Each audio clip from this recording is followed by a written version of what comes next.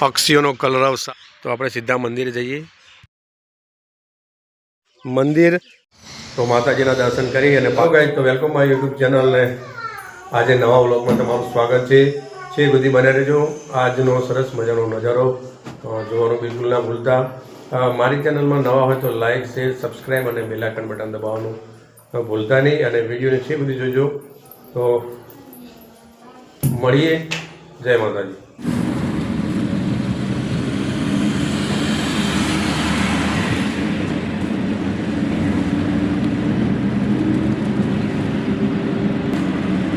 બહુચરમાના નવરાત્રા શરૂ થઈ ગયા છે ત્યારે અહીંથી બહુચરાજી 42 કિલોમીટર છે અને આપણે સરસ મજાના શનિવાર એટલે હનુમાન દાદાનો વાર તો નીકળી પડ્યા છીએ। જય માતાજી મિત્રો। તો આપણે પહોંચી ગયા છે સરસ મજાનું હાઈવે ઉપર ગામ અને જેમનું આખા વિશ્વમાં એવું નામ એવું રૂપપુર ગામ અને ગામના હાઈવે ઉપર આવીએ એટલે રામાપીનું મંદિર, બાજુમાં મસ્ત વિશાળ એવું બંધાયેલું તળાવ અને એક્ઝેક્ટ તળાવની સામે જોઈએ તો સરસ મજાનું માં હરસિદ્ધિ માતાનું મંદિર આપણે ત્યાં પહોંચી ચૂક્યા છીએ। આ એક્ઝેક્ટ મારી પાછળ તમે જોશો તો હરસિદ્ધિ માતાનું મંદિર છે, જોરદાર મંદિર છે અને આપણે ત્યાં જઈશું, દર્શન કરીશું। અને જે મારી પાછળ તમે જોશો તો એ એક્ઝેક્ટની પાછળ જોરદાર તળાવ આવેલું છે। તો આપણે અહીંયા પહોંચી ગયા છીએ। આ સંપૂર્ણ માહોલ છે અને તમે જોઈ શકો છો। આપણે છેક અંદર જઈશું હવે। પક્ષીઓનો કલરવ સાથે જોરદાર અવાજ અને માના સાનિધ્યમાં આવી ગયા છીએ આપણે। તો સીધા જ દર્શન કરીશું આપણે। બહુ ઐતિહાસિક નજારો છે અને બહુ જૂનો ઇતિહાસ આ મંદિર અને અહીંનો સરસ મજાનો બાગ બગીચો અને રમણીય વાતાવરણ, પક્ષીઓનો કલરવ, આ બાજુ જોશો તો બગીચો અને સરસ મજાના કહેવાય ને કે છોકરાઓ માટે હિંચકા, લપસણી બધું જ આવેલું છે। તો મારી પાછળ તમે જોઈ શકો છો સરસ મજાનું મંદિર, બહુ વિશાળ મંદિર છે અને એનો ઇતિહાસ તો ગવાહ છે કે જ્યારે ધર્મનો જ્યારે જરૂર પડી ત્યારે રજપૂતો, દરબારો અને ક્ષત્રિયો હંમેશા તૈયાર જ હતા અને એના કારણે જ આજે આ ભારત મહાન કહેવાય છે। અને એવું જ આ ઐતિહાસિક વારસામાં માં હરસિદ્ધિ માનું મંદિર આવેલું છે। તો આપણે ત્યાં જઈએ અને માના દર્શન કરીએ।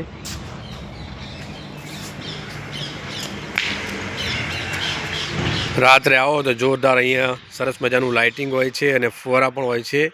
તો આપણે સીધા મંદિરે જઈએ। માના મંદિરે જઈ રહ્યા છીએ આપણે।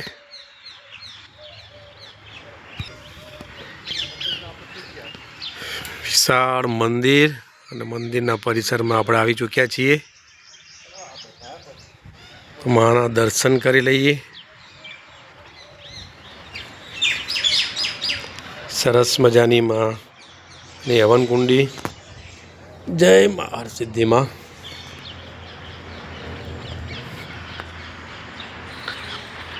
અહીંનું લોકેશન, અહીંનો જે ઐતિહાસિક વારસો છે એના વિશે આપણે શાંતિથી વાત કરીશું, આખો ઇતિહાસ જાણવાની કોશિશ કરીશું।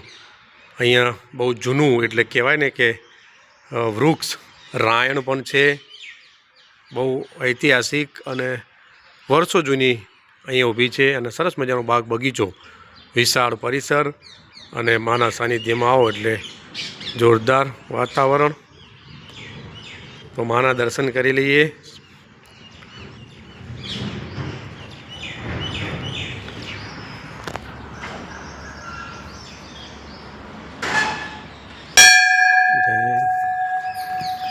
તો આજનો વ્લોગ અહીંયા પૂરો કરીએ છીએ અને તમામને શુભરાત્રિ, માતાજીના દર્શન, ગુડ નાઇટ।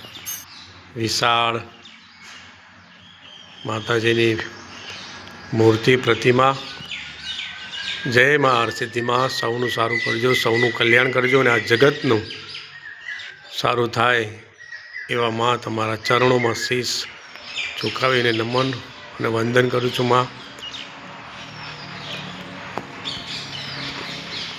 અહીંયા બાજુમાં સરસ મજાનું ગણપતિ દાદાનું મંદિર આવેલું છે અને દાદાના પણ દર્શન કરી લો।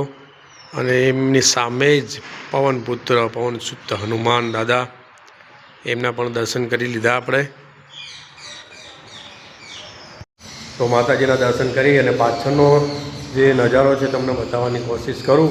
બહુ સારું અને સુંદર મંદિર છે. અહીંયા જુઓ આપણને પ્રાણીઓ પણ જોવા મળી રહ્યા છે અને પક્ષીઓ પણ કલર કરી રહ્યા છે, કારણ કે બિલાડી છે અને પક્ષીઓ બૂમાબૂમ કરી રહ્યા છે.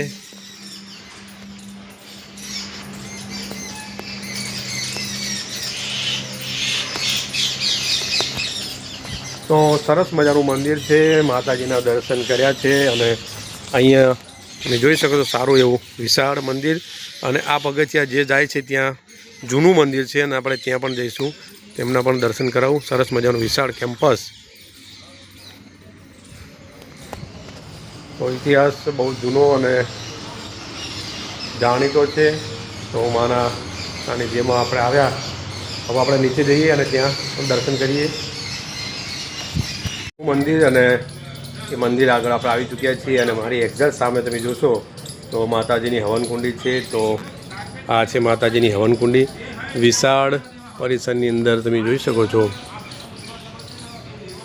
બહુ મોટી. અને એક્ઝેક્ટ મારી પાછળ તમે જોશો તો જૂનું મંદિર છે ને આપણે ત્યાં જઈએ, માતાજીના દર્શન કરીએ. અહીંયા સરસ મજાની કોઈ પણ પ્રવૃત્તિ હોય તો અહીં પણ થતી જ હોય છે અને સરસ મજાનું આયોજન પણ થતું હશે. બહુ વિશાળ પરિસર છે. તો આપણે હવે સીધા માના મંદિરે જઈએ.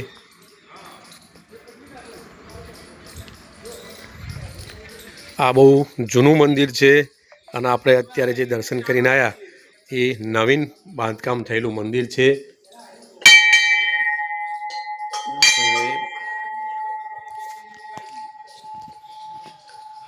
પહેલાં તો આપણે ગણપતિ દાદાના દર્શન કરી લઈએ. જય ગણપતિ દાદા. બહુ જૂની પ્રતિમા. અહીંયા આપણે જોઈશું તો વીર વૈતાલ દાદાએ નમો, તો એમના પણ દર્શન કરી લઈએ. બહુ જૂની અને પ્રાચીન ધરોહર અહીંયા આવેલી છે. અને આ છે અત્યારે સમય થઈ ગયો છે એટલે લોક મારેલું છે, પણ માતાજીના દર્શન કમ્પ્લીટ થઈ રહ્યા છે. તો આપ પણ કરી લો. માતાજીના મંદિરની અંદર જે જૂનું મંદિર છે એ મંદિરની પાછળના ભાગે આવેલું છે અને ઐતિહાસિક મંદિર છે. હરસિદ્ધિ માતાનું મંદિર અને રૂપપુર ગામની અંદર આવેલું આ રોડ ઉપર, પાટણથી ચાણસ્મા હાઈવે ઉપર. એટલે કે સરસ મજાનું મંદિર, હરસિદ્ધિ માતાનું મંદિર. દર્શન કરી લીધા હોય તો હવે હું પણ દર્શન કરી લઉં. જય માતાજી. સૌનું સારું કરજે, સૌનું કલ્યાણ કરજે. અને આ ધરતી ઉપર વઢિયારી, પોંચો, પાટણ અને સમગ્ર ગુજરાત ભારતભરમાં આ મારા દેશના તમામ નાગરિકોને કોઈ નુકસાન ના થાય એવી માં સદાય સહાયતા કરતા રહેજો. તો માના દર્શન આપણે કરી લીધા. હવે આપણે જઈએ. અહીંયા સરસ મજાના તમે જોશો તો પંખીઓ પણ એટલા બધા આવેલા છે. જો અહીંયા આપણને પોપડ, હોલા અને બાળકો પણ રમી રહ્યા છે. તો આ છે અહીંનો નજારો. તો હેલો મિત્રો, આપણે ફરીવાર આજે આવી ગયા છે જસુબાની દુકાન એટલે કંબોઈની અંદર. અને આજે પણ પ્રસાદી લેવાની, સરસ મજા પેંડા. આજે તમને સરસ મજાનું એમનું ગોડાઉન પણ બતાવું. તો ચાલો આપણે ગોડાઉન જઈએ.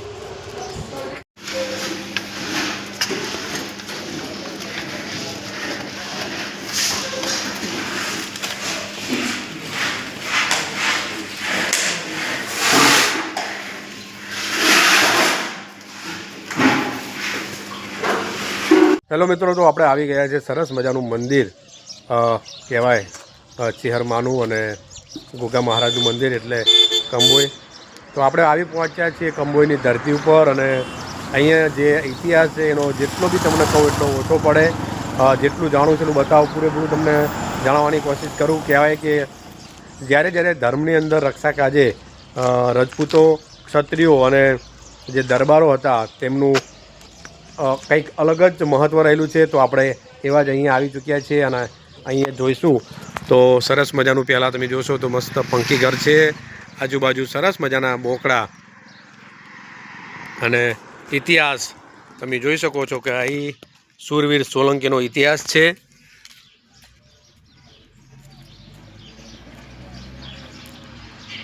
અખંડ ભારતના ગુજરાતના રાજ્યના રાજાશાહી યુગમાં સોલંકી વંશનો ઇતિહાસ સુવર્ણકાળે તરીકે લખાયેલો છે અને એ આપણે જાણીએ છીએ।